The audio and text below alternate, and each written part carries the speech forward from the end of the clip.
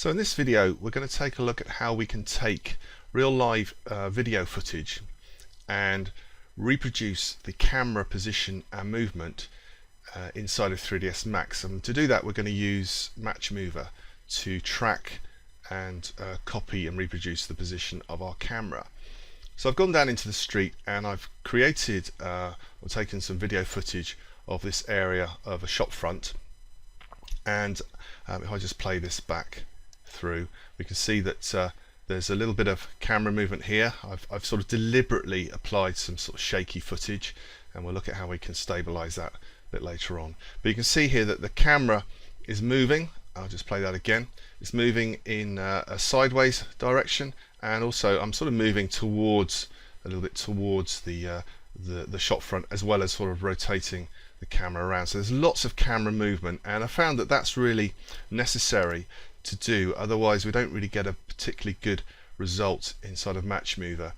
I've tried different camera moves. I've tried panning cameras on tripods, different sort of movement in that respect, but I found the best solution and best tracking solution and best coordinate solution is when the actual camera is moving in at least sort of one direction, if not two. So I've got this kind of camera rotating and moving around in a sort of XY axis as well. So the sort of the Matchmover software really works on parallax movement. So it again, good perspective in the shot and good contrast in the shot will help you achieve a good match move solution. So make sure that there's a sufficient movement of the camera, not just a rotation or panning. So just playing back that shot again, you can see that it's sort of moving around. It's very wobbly and jerky, but we're going to fix that in Premiere Pro. So that's the footage, and I'm just going to minimize that now, and I'm going to take that footage which I've saved in this file here, so it's called shot 03.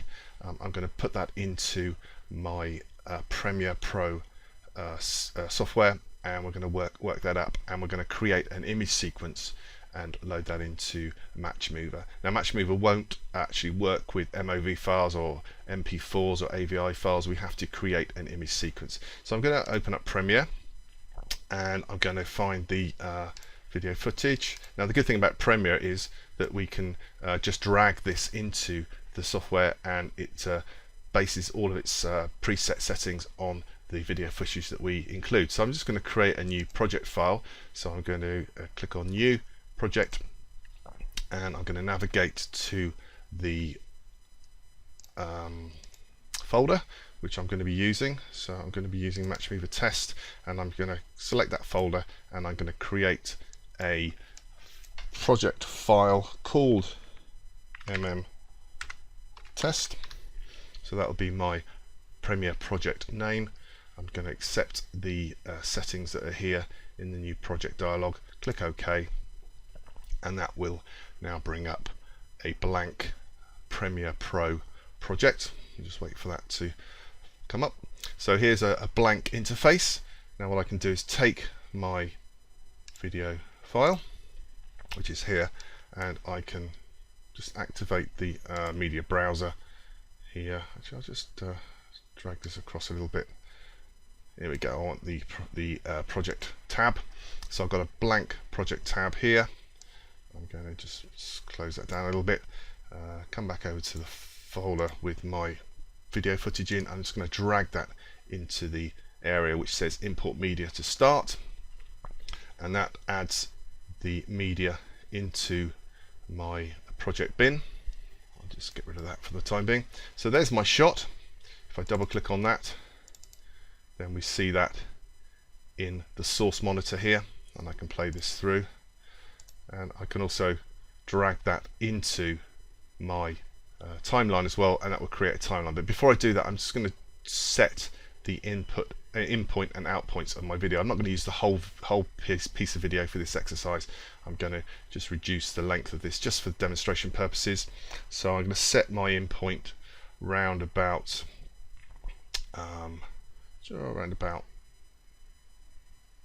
that point there. So I'm going to set that as my in point, and then my out point, I'm going to have about a 3-second clip, so I'll take this over to about 10, 11, somewhere like that, and I shall set that as my output point, and then I can take that and drag that into my media area, to my timeline, and that creates a timeline based on the information that I've set in the source monitor.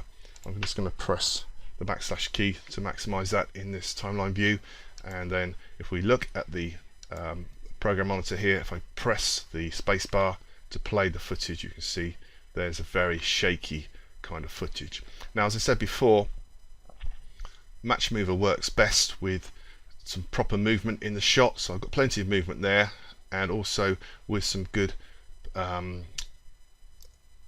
contrast as well. Now, if your shot isn't particularly contrasty, then we can always add an effect into the clip. So I'm going to go to my effects tab over here, and I'm going to look for the effect which provides me with contrast, which is the brightness and contrast. So I'm just going to start to type in brightness, and there's the brightness and contrast effect. Now I can drag that onto my clip, or before I do that, rather than drag it straight onto the clip, I can actually add a adjustment layer. So I'm going to do that. I'm going to go back to my project tab here, and I'm going to come down to my new item. I'm going to click on there and choose the adjustment layer option, and I'm just going to take the existing settings from my adjustment layer, and I'm going to drag that adjustment layer onto my timeline. I'm going to cut that back to the same time as my footage, and I should just delete the remaining part that I don't need. So there's my adjustment layer. So basically a blank layer, and I'm going to go back to my effects tab, and I'm going to drag the brightness and contrast onto the adjustment layer. Now if I click on the adjustment layer to make that active, come back up to my effects control tab where my source monitor is, we can see here the settings for the brightness and contrast effect, and I can increase my contrast value. You can see as I do that, I'm sort of adjusting the contrast of my shot. Now the beauty of putting this onto an adjustment layer is I can easily switch off the contrast effect, or the effect of any of the effects that I've applied, by simply switching that layer off. And again, there's a sort of slight change there in the contrast. I don't really need particularly to add a contrast effect to this particular piece of footage, but that may be something that you would want to do. I'm just going to switch that adjustment layer off for the time being. But what I do need to do is apply some warp stabilization to this shot. It's a little bit too jerky for my liking, so I'm going to stabilize this and work with the stabilized footage. So to add my stabilization, I'm going to come back over to my effects panel here, and I'm going to type in warp, because I'm looking for the warp stabilizer. As I start to type in warp, there appears my distortion effect called warp stabilizer. I can click and drag that onto my footage. I'm actually going to add this onto my original footage layer, and as soon as I do that, the warp stabilizer starts to analyze the background, and we can look up here, we can see the percentage value of my warp stabilization calculation. It's just going to work through, and I'm not going to worry about changing any of the existing settings. I'm going to leave those just as they are, and after a few minutes, depending obviously the length of your footage, the warp stabilizer will complete the analyzing. We're just nearly there now, and once that's done, it will start the actual stabilization process, which is pretty quick, and the stabilization is complete. Now it does crop the footage somewhat because it's sort of zooming in as it's cropping and stabilizing the footage. So now we should have a much smoother, if I scrub this through, we have a much smoother piece of footage. Now it's very difficult for me to play this back in the timeline. If I click on here, it's very jerky, and we can see this kind of red area up here, which is sort of indicating that this is not a rendered piece of footage. So with that shot selected, I'm going to come up to my sequence menu, and I'm going to choose render selection. And what that will do, it will just render the footage inside of Premiere. This is not an external render, this is just an internal rendering of the footage, and it should mean that I can now play this back very smoothly. This red line up here should turn green, and sure enough there's a very smooth piece of footage there now. So that it plays back smoothly, and also the movement and transition of that camera movement is much smoother than the original. If I turn off the warp stabilizer effect, if I come up to the effects area here, turn off that warp stabilizer effect, we can still see the original footage, very shaky. That may be what you need to use, but I'm going to choose to stabilize this footage instead. So there's my warp stabilization. I'm just going to come back to my folder where I'm working, where the project is kept, and I'm going to create a new folder.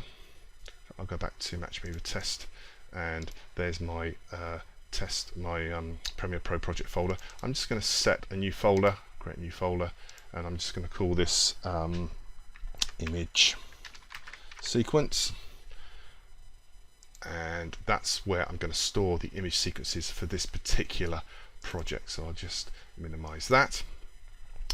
With this shot selected in my timeline, I'm going to come up to my Files menu, come down to Export, choose Media,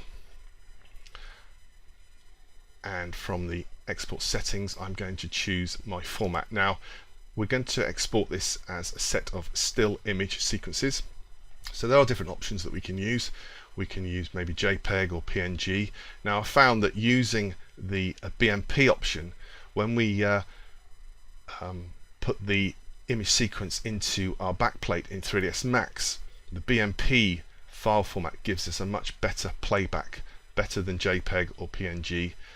So I'm going to choose the BMP option. BMP is something that the bitmap option is something that Matchmover accepts as well. We can work with BMP files, so I'm going to choose that option. I'm going to make sure that my frame rate is set to 25 frames a second, because I've shot the video using a DSLR camera. I've got a Canon 60D, and I've used a 28mm lens. Now the Canon is a crop sensor camera, so it applies a multiplication factor to your lens size. In this case the Canon provides a 1.6 factor to your lens, so my 28mm lens is actually more like a 40, well nearly a 45mm lens. But you can obviously use any camera or any lens combination that you choose. Even a smartphone will give you some good results. I'm going to set my output name here. I'm going to click on that, and I'm going to navigate to my desktop, to the folder where I'm working, Matchmover Test, and I'm going to go to image sequence, and I'm just going to call this shot 03. This is just called shot 03 because it's the third shot that I took of this particular scene. It's the one I chose as my preferred option. So I'm going to go with shot 03. I'm just putting an underscore after this because I'm going to create an image sequence, and Premiere will suffix each of the or create each of the image files with a suffix number equivalent to the frame number after my initial file name. So I'm going to click on save, and I'm going to hit the export button with all those settings in place. So we can see here that my timeline is just from it's a 3-second long clip. So I'm going to click export, and then if we go back to the folder here, we can see that the BMP files are being created and my shot sequence is being created. If I switch to maybe a medium icon, we should get some thumbnails pop up. Not sure if my browser will show BMP files as thumbnails. Let's have a go with a slightly different option. I'm sure once that's refreshed, and we'll see sort of thumbnails of those shots. But there you can see the BMPs being created for that particular shot sequence. So we should end up with 75 or so items. Yep, so we have 75 individual frames equating to 25 frames a second, so that's 3 seconds of video. So I'll just minimize that. I'm just going to save. Once that's finished, I shall just save that project, and there we have a sequence of images. I've applied the stabilization and cropped the set the in and out points for the particular video sequence. Again, I've just sort of shortened this really just for the purposes of this demonstration. So that's the image sequence stabilized and rendered to our frame sequence. So the next process now is to import that image sequence into Matchmover and then create and solve for our 3D CG camera, which will match the movement and position and orientation of our real-world camera. So that's the next thing we're going to look at. So once we've taken our video footage and extracted the image sequence, and I've also done some image stabilization, it's time to bring that image sequence into Matchmover and then create our CGI camera.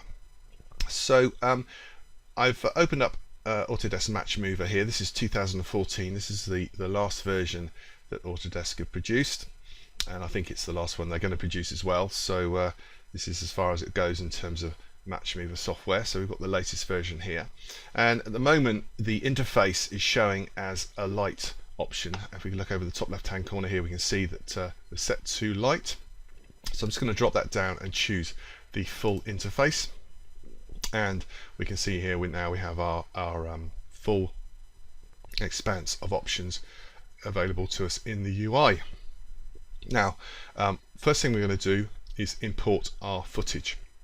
So I'm going to come up to the load sequence option.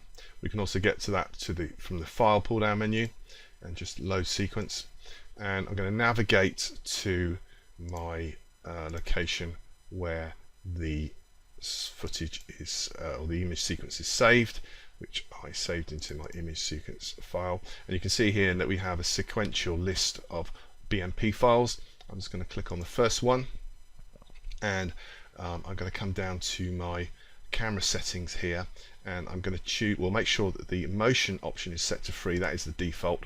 I'm not going to choose any of the other options, but I am going to change my frame rate to match that of the video footage that I took, which is 25 frames per second. So with that in place, I'm going to click OK, and the video footage is now in the display area. I can also come up to my view and choose the fit to viewport option, so I make sure that the video is completely inside of my viewport area, which is fine. Another thing I'm going to do is just come up to my edit option here in the edit menu, click on the preferences option, and make sure that my 3D up axis is set to Z, simply because the up axis in 3ds Max is the Z axis, and I want that to correspond. So make sure that your 3D up axis is set to Z. And now we can go through the camera tracking process. Now we're going to do this in 2 stages. We're going to do an automatic track, and this is going to apply lots of literally hundreds of tracking points into our geometry, and then we're going to do a manual track to track specific points. So we're going to do it in 2 stages, and this is going to help us to establish our coordinate system, and also to specify points that we can import into 3ds Max and use those to position and reference our 3D geometry, so we can actually match existing 3D model geometry into our video footage. So to create a manual track, we simply come up to the to create an automatic track rather, we come up to the run automatic tracking option, and I'm going to click on there, and up pops the automatic tracking dialog. We're going to leave all of these options checked. We're going to delete any soft tracks, in other words tracks that don't really work. We're going to apply automatic 2D tracking to our video footage, and we're also going to solve for the camera. So we're going to let Matchmover create the camera for us. We are going to just make sure, well, we are going to change some of the settings. So I'm just going to click on the settings button here. I'm going to come across to the automatic tracking settings options, and I'm going to change the track using option from grayscale to color. We're using a color video image, so let's use the color tracking options, and I'm going to just reduce the density down a little bit. Again, for the purposes of this demonstration, I don't really want to have an awful lot of tracking points. This is going to create quite a few hundred tracking points as it is, but it'll probably be enough for this particular exercise. But you can experiment with that. Obviously, the more tracking points you have, the higher density, then the better the likelihood is you're going to get a better tracking option. I'm just going to reduce the density. I'll leave the sensitivity as it is. This determines how sensitive each of those tracking points is to its surrounding movement. So once that's in place, I'm going to click on the Run button, and the automatic tracking process is started. And you can see here that the software recognizes a number of contrasting points and tracks each of those across the scene. Once that's done, the camera is then solved, and we have a camera created as well. And just to show you where the camera is, once this is finished processing, just take a few more moments. There we go. We're now finished. The camera's been created. We're actually in a two-dimensional workspace at the moment. A little bit confusing because up in the top left-hand corner of our viewport it actually says 3D, but this is actually a 2D workspace. This 3D button allows us to enter the 3D workspace. So if I click on the 3D, you can see here that we still have our video footage. It's now on a backplate, and we have a number of markers which indicate the tracking points. But if I press C on the keyboard, that will switch to my camera view, and if I scrub the slider along here, you can see that each of these cones is following and tracking each of these tracking points.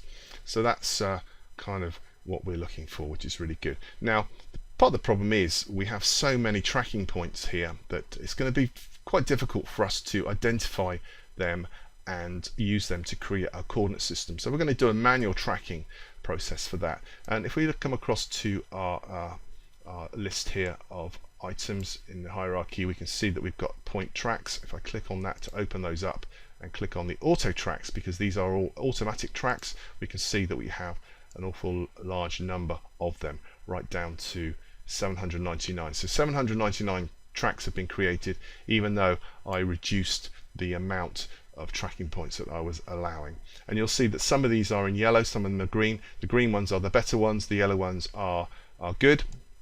There are no red ones because we've asked for the red ones to be deleted. So there are some grey ones as well, which are tracking points which aren't in the scene from start to finish. So they're sort of a little bit, perhaps not quite so useful. But any red tracks that might have been created have been removed. So we're only dealing with tracks that actually work and are of any use to us. What I'm going to do is I'm going to right click on the point track option, and I'm going to choose new group, and this group 02 I'm going to come over to, well, with that selected in my list here, I'm going to come over here and I'm going to call that my manual track, and we're going to create some manual tracks in that group. I'm also going to select the bottom track of my auto here, auto tracks, and then come back up to the top of the list holding my shift key down. I'm going to hold the shift key down to select all of those tracks. So I've selected all of my automatic tracks. I'm going to right click and I'm going to choose hidden just to hide those tracks. They're still in the scene, they're still being calculated, they're still of use, but I'm just hiding them from my viewport. I'm going to switch back to my 2D view now, and I'm going to create some manual tracks. I'm also going to just close the tree here so I can just work on my manual tracking option. So at the moment I have no manual tracks. I'm going to create those now, and those are the tracks that I'm going to use to establish my coordinate system, establish a scale, and also use to sort of I'm going to pick points in my video footage which is going to be useful for me to align and place my 3D model once we import the camera into 3ds Max. So to create a manual track, I come up to my new track option here. I'm going to click on that, and then you can see under the manual track we have track 01 created. I'm going to come into my viewport now and I'm going to choose a point to track. Now I'm going to choose this point in the bottom corner of this column here where it meets the ground, and this is going to effectively be my origin as well for my coordinate system. But I'm just going to click a point near there, and you can see as I click on there I get the magnifier appear and I can sort of move around just to kind of establish an exact position for my corner, my specific tracking point. I'm going to release the mouse there to set that tracking point. Now I can adjust the boundary, the search area for this track, but I'm going to leave it there for the moment and see what kind of result we get. So making sure I'm at the start of my video footage, I can come back up to my toolbar here and I can run a forward tracking process. So I'm going to click on that, and the tracking process runs through. It's quite quick, and you can see here that my track 01 is completely green, and if I scrub the slider here you can see that that point is tracked nicely. It doesn't jump, it doesn't move. You can see in the magnifier area here that for each frame it stays pretty close to my original position, which is great. So that's good. So that's track 01. I can come back to my new track tool here, and this time I'm going to click on the opposite side of this shot frontage, and I'm going to click a point here, and I'm going to move around to establish that position. Release the mouse to position track 02. Again, I'm going to track forward to track that position, and we can see here again a nice steady green track. There's no yellow or red, so I don't really need to worry too much about that particular tracking calculation. It's all pretty good. Again, just run through just to see how things are going here. I'm going to create a tracking point up here now above this track 01.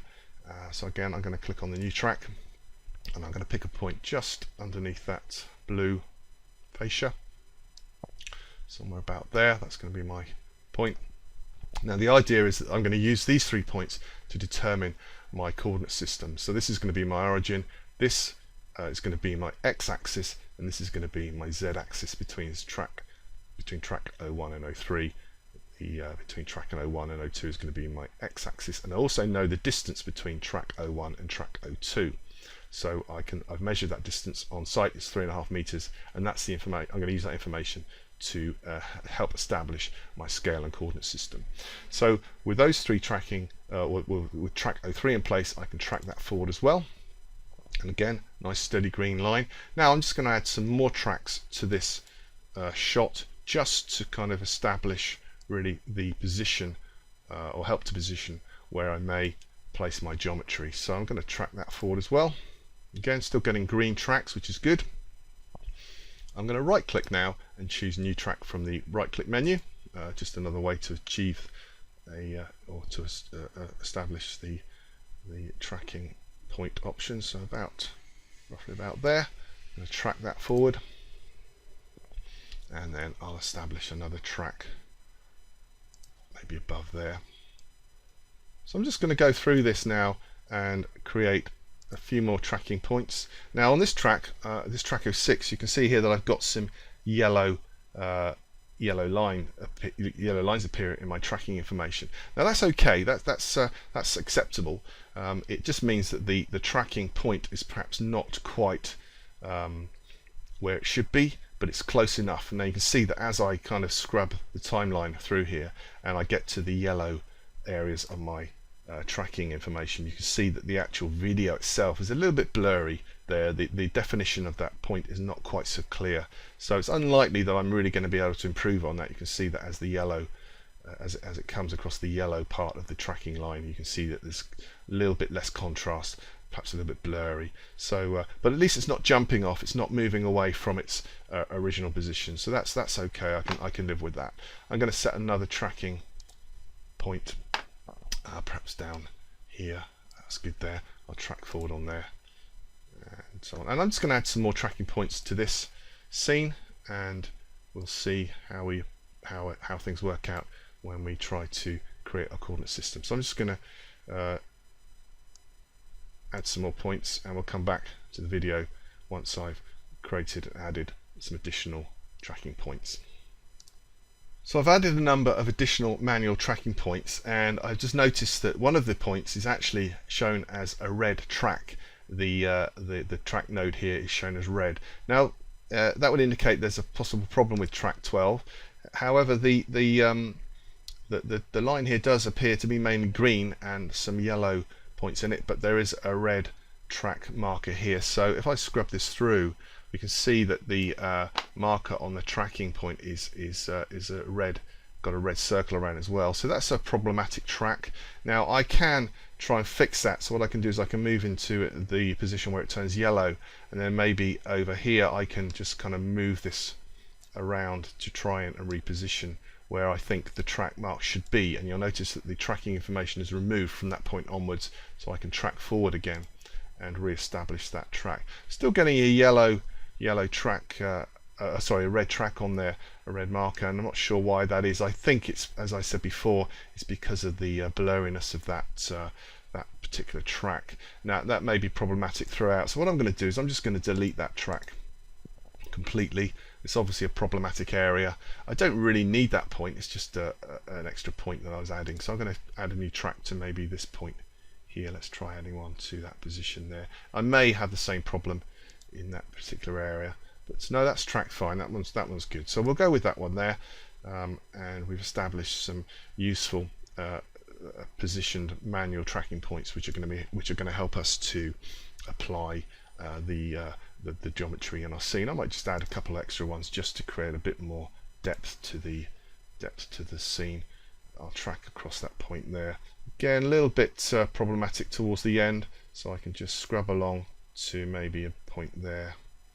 Again, you can see that the sort of the contrasting and the appearance of that area kind of disappears, so it's not a particularly good track, so I'll perhaps delete that one. And maybe, yeah, you can see the kind of video is a little bit blurry there, so it's not this nice and sharp there, but then it goes a little bit blurry at that point, and that's where my tracking kind of falls down. So perhaps I won't go with that tracking point. Maybe I'll just pick one up on the corner of this road gully here, just track that forward as well, just creating a few manual tracks. It's probably you'll probably find that there's an automatic track that's been picked up on most of these points anyway, but these are kind of useful just for me to place into the scene and use them as reference points for my 3D geometry when we bring them into 3ds Max. So there's my manual tracking points. So we have all of automatic tracking points, which I've hidden, and then we have a number of manual tracking points. So I've got 20, 1, 2, 3, 4, 5, 6, 7, and then 12, 20, 21, 22. So I've got a number of different tracking points that I've added, or manual tracking points. Now I can also rename some of these tracking points. So track 01, I'm going to select that and come over to my label, and I'm going to call this track, I'm going to call this AA_origin. I'm simply calling it AA so that it moves it to the top of my list of tracks. I'm going to select this one here, and I'm going to call this one AA_001. Oops, don't hold the shift key down. 001, and then I'm going to hold this one, or select track 03, and I'm going to call this one AA_002. So those are going to be my sort of tracking points that I'm going to use to set my scale and my coordinate system. So the next step is to add a coordinate system. So still in the 2D tracker, I'm going to now add my coordinate system. So back up to my main menu, I'm going to click on new coordinate system. That adds a new coordinate system to my hierarchy called 001. I can rename that if I want. I'm going to leave that as it is. And now this is where we set about establishing our coordinate system. So with the coordinate tab selected over here in the modify panel, I'm going to choose my origin. So my origin at the moment is set as AA_001, but I want it to be AA origin. So I'm going to drop down my list and choose AA origin. Now the distance from 2 points, this is what I'm going to set next. So from my origin, AA origin, to my point AA001, I can find that in my list. Where are you? There you go. That is my set distance. I know the distance from the origin to point AA001, and that's 3.5 meters. Now the value that I put in here for my distance is fairly arbitrary, but it does depend on the scale of my units in my scene. So if I'm using, if my 3ds Max scene units are set to meters, then I need to put in a meter value. If they're centimeters, then it needs to be centimeter value, and millimeters, it needs to correspond to the millimeter value. So I'm going to assume at the moment that we're working in a unit scale of centimeters, so I'm going to type in 350 as a value here for my centimeter distance, because I know the distance from the origin to point A01 or 001 is 350 centimeters. I measured that on site. So that's set my origin and my scale. Now we can now define two axis directions. So I'm going to choose axis 1. This is going to be my x-axis. It's going to go from my origin, which is this point here, and it's going to go in a direction towards this point here. So I'm going to set my x-axis from origin to AA001, and then my second axis is going to be my z-axis. So I'm going to switch to z-axis here. It's going to go from my origin to A002. So I'm going to set that to A002. I'm just going to go back to this one here. Yep. So that goes to AA001. This one goes to. Let's need to re-establish that again. 002. So with those in place, I can now apply my coordinate system. Okay, my coordinate system is now set. Now if I switch back to my 3D view and switch to my camera view, then we should see there that my axis marker is placed. It's placed in the origin. It's showing me my x direction and also my z direction. And also this light blue marker here shows me the set distance. And there's my y direction going off at a perpendicular direction to my x-axis. So that's just how I would expect it to be. So the next step is now to export this information into 3ds Max, or export this from our Matchmover so that we can import it into 3ds Max. So to do that, I'm going to come up to my File menu. I'm going to choose Export, and from the Export options, I'm going to navigate to my Matchmover test folder, and I'll leave it in the root folder here. I'm going to call this Cam 03, and making sure that we're using the 3D Studio Max star.ms, which is a Max script option. We're actually going to create a Max script file. I'm going to switch off the distortion grid because I haven't applied one. No need for that in this particular instance. So I'm going to apply all of the points that are matched into my export. So all the tracks that are in this particular scene are going to be added to the Max script. So with that in place, I'm going to hit save, and that has now created a Max script file which we can import into 3ds Max. So I'm just going to save this project, Matchmover project. I'll save that to my folder which we're working on here. So again, I'll call this Cam 03. So that's my Matchmover project saved, and that's all safe. Now the Max script is created and exported, so the next phase that we're going to work on is importing the Max script, or opening the Max script, running the Max script in 3ds Max, and hopefully achieving the required camera position and movement. So now that we've performed the tracking exercise and solved for our camera and created a Max script file, we can take that information and import it into our 3ds Max scene. So before we start the import process, I'm just going to come up to my Customize pull down menu and check my units setup. So my system unit setup is at the moment centimeters, which is what I assumed and established when I was creating my distance and scale in Matchmover. So that's great, and I'm displaying as centimeters as well for my units. So I'm happy with the unit setup, and the next step is to import the camera now from the Matchmover calculation. So I'm going to come up to my Max script pull down menu, and I'm going to choose the open script option, and I'm going to navigate to the folder where my Max script file was saved. There it is, camo3.ms, and I'm going to open that up. And here we can see the Max script file that's been created, and it's a text file which holds all the information about my tracking points. You can see here there's all the automatic tracking points, and also there's my manual tracking points as well, all in the 3D point area of the Max script. So with all that information in place, we're going to evaluate this Max script, and to do that we come to the Tools menu and choose Evaluate All.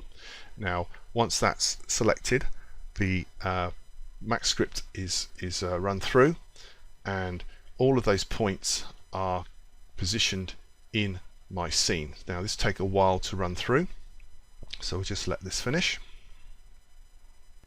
So once the Max script has completed its evaluation, and we get an OK note down in the Max script listener in the bottom left hand corner here, all of the points are placed in the scene. So I can shut down or close down my Max script file, and if we look in the perspective view here, if I zoom out, you'll see there are all of the tracking points that we've created, and also there's the camera position. If I just scrub the time slider here, you can see the camera is moving around, and it's moving exactly the same way as my physical camera moved when I took the original footage. So if I press C on the keyboard, I'll switch to my camera view. You can see here all of the points that are in place, and they're kind of moving around. Now what we'll do in a minute is we'll import the video footage into the background as well as a backplate, and we can get a better look at the tracking points as they move with the video footage. But let's just tidy this up a little bit. Now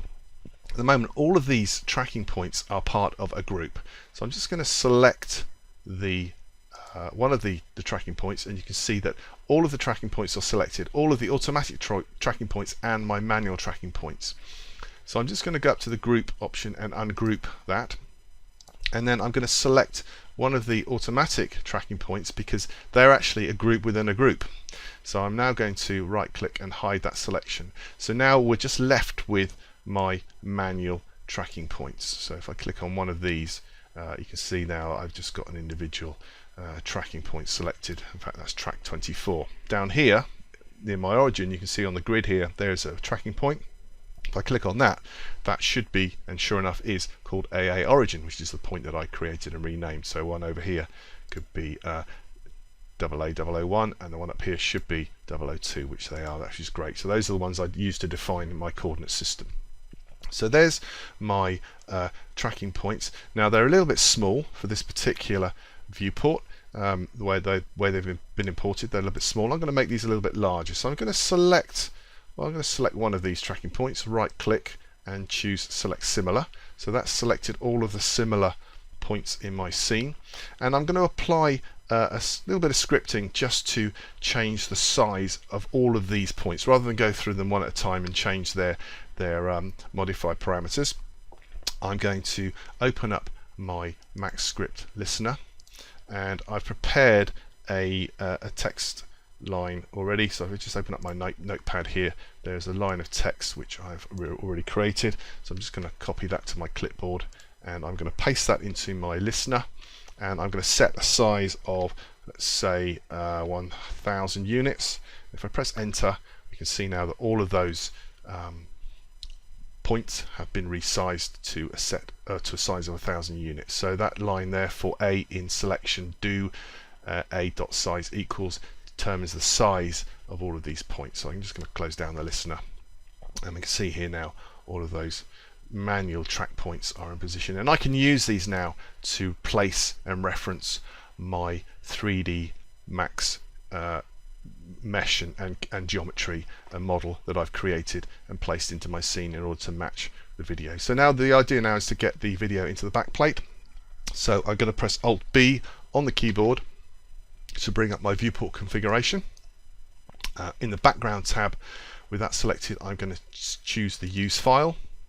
I'm going to set the animated background option on. I'm going to choose match bitmap because I want the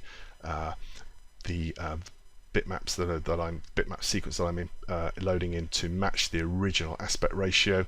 I'm going to choose Files, and I'm going to navigate now to my Matchmover test folder where my image sequences are. Here are all the BMP files.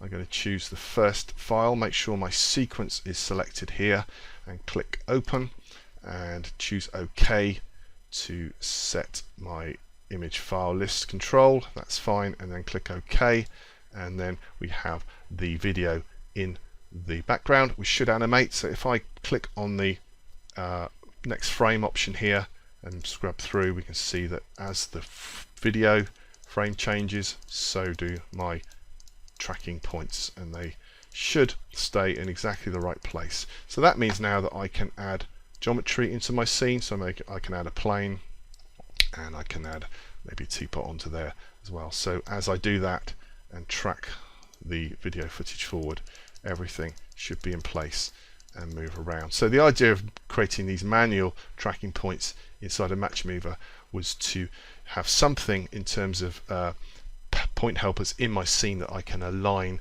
and position my 3D model geometry in place, and merge it and place it and work with the background video as well. So that's how we can create or take video footage. We have to be very careful and very considerate about the way we take that footage, getting enough movement, perspective, and contrast in our footage. We can then take that into Premiere Pro, where we can output an image sequence. Beforehand, we may choose to stabilize that video footage, increase the contrast. Once that's complete, we can then take that image sequence into Matchmover, perform automatic tracking, then perform some manual tracking points, solve for the camera, create a coordinate system, and then output the Max script file, import that information into 3ds Max, run or evaluate the Max script file, resize the point helpers if we need to, establish the display options for the various tracking points, and then establish, or all that will establish for us a camera which should match and replicate the exact motion, movement and rotation of our original video footage. So I hope this has been of use, and that you can now go off and take some suitable video footage, apply the match moving operation, and import the information into 3ds Max and develop and model your scene using that tracked or camera tracked information.